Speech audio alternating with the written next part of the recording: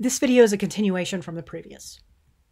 Okay, what is color theory? Okay, so theory does not mean a wild guess. It means an explanation of the facts.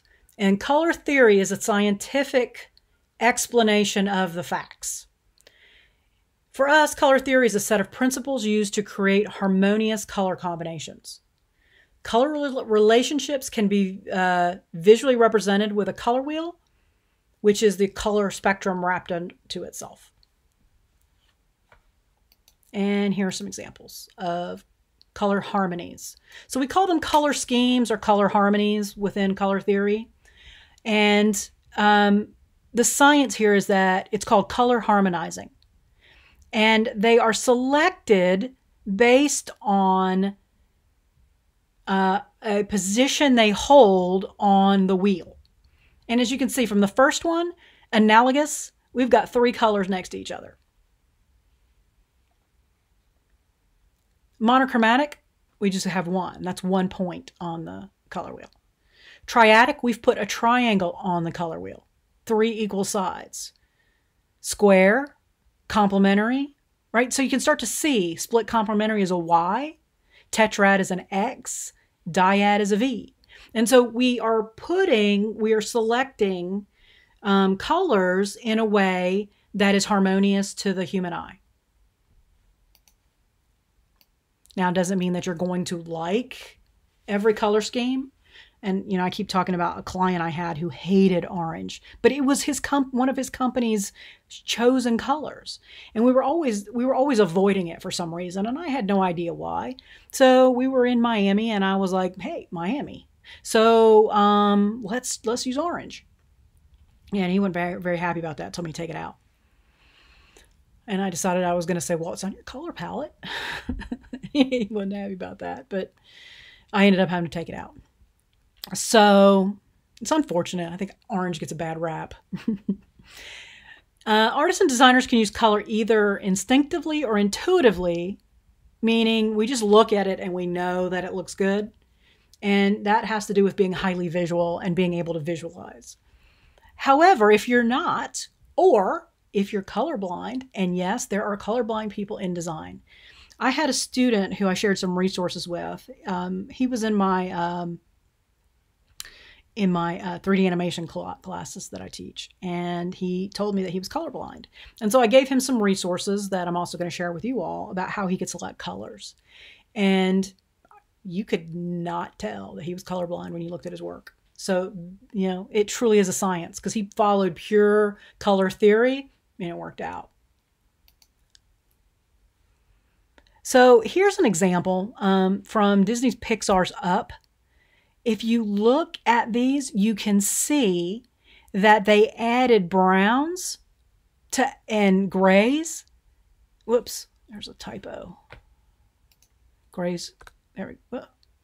Grays and brown to feel cold or loneliness so that the characters you could feel what the characters were feeling when it was cold or lonely. For instance, you see how grayed out this is, right? He looks very sad. So by adding grays and browns and toning colors down, you affect their mood. Okay, so what we're going to do is go through the different okay, wait a minute, let me back up. We're going to go through different color schemes. There are more than what we're going to cover. And they can begin to get really nuanced. Now, you can start with these and modify them because it's not carved in stone. But when you're first learning how to do this, I really recommend starting with using this as a starting place. Select a color scheme, select colors, and work from there. I used to work with someone who every work he picked very grayed down, blue, yellow, and red. Everything he did. After a while, I was sort of like, can you please try a different color scheme? I don't want to see this anymore. I was tired of looking at it. It's all he ever picked. Okay, so work that only uses one color, one hue, monochromatic, and it shades tints and tones. And here are two examples of work that are mainly monochromatic. This one's not entirely because there is some green and red in this, but it's, for the most part, everything else is, right? So it's blue and it shades and tones and tints, or it's kind of a water blue, right? So it gets, you add black, you add white, and you get these different colors. Over here, it's shades of pink and added darker, right? Darker and lighter in between. So that's what monochromatic is. And let's go over here so you can see. So you can see here we decided to pick hue, the hue teal. And this is the base hue right here in every single one of these. Okay, here we're adding black and we're getting the different colors from there. In the second line, we're adding gray and getting the different tones from there. And on the bottom, tints and getting the different colors from there. And so you can begin to see how this works. You start with the base color and then you start to, that's really pretty.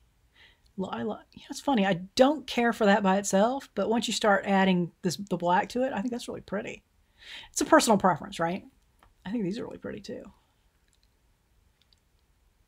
In general, the human eye tends to prefer very saturated colors.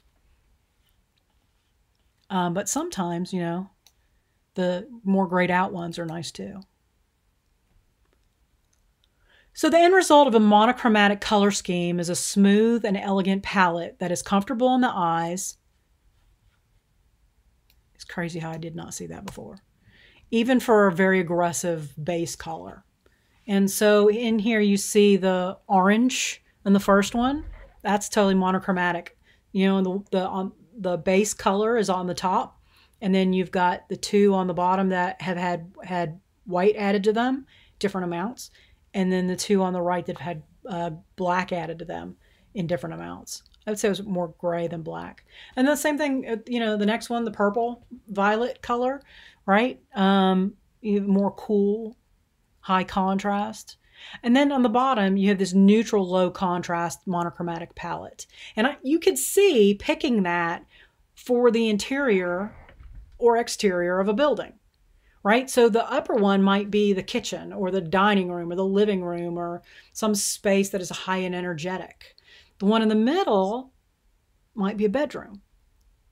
And then the one on the bottom, or a game room. I mean, you know, can be kind of colorful too. And the one on the bottom could be a more serene bedroom, right? So you can see how the color and that monochromatic palette could be applied to an interior of a building.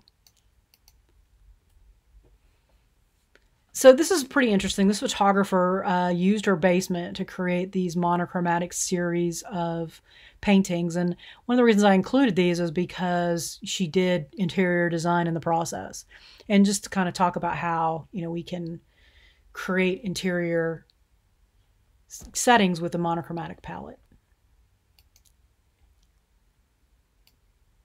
And you see here, it's not just one shade.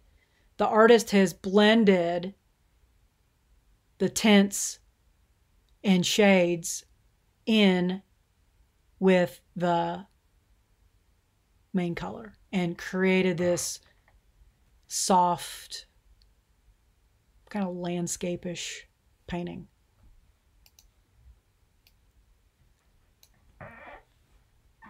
Believe it or not, you can actually pull off a very bright, saturated sunshine yellow like that.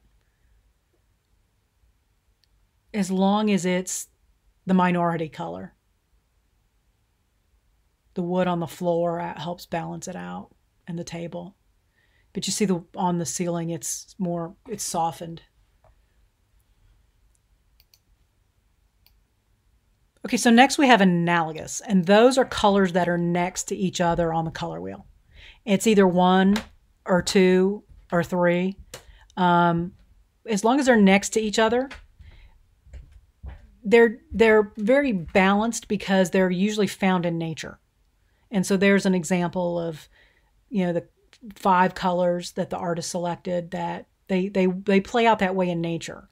So you generally pick one color that's your dominant color, and then the second one is the second or the primary support. And then the third and fourth and fifth, they're all used as like accent colors. And then just some examples of what analogous color harmonies could be.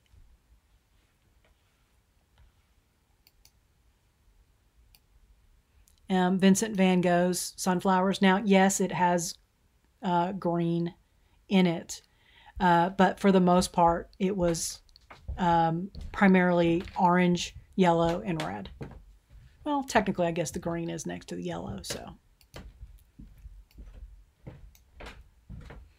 You can get away with using very dominant colors, like that intense purple, as long as one is the main color and everything else supports it. Otherwise, you get something that's called visual stress. If all of those colors, those bright saturated hues, had been equal in the space, your eye would just be popping all over the place, and not in a good way. So whenever you do decide you want to use a bold color or a brave color, you want to go with something that you let be the main color, and then everything else is just supportive or accentual. Analogous color schemes are very common in nature, so that's why our eyes like them.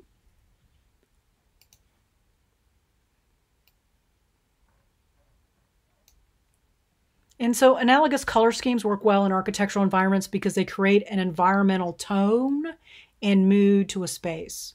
So the upper left one is calm and relaxing. The upper right is comfortable without being boring. The lower left is bright and cheerful. And the lower right is elegant and sophisticated. And all of those are examples of analogous color schemes. Okay, we're going to stop this here and continue in the next video.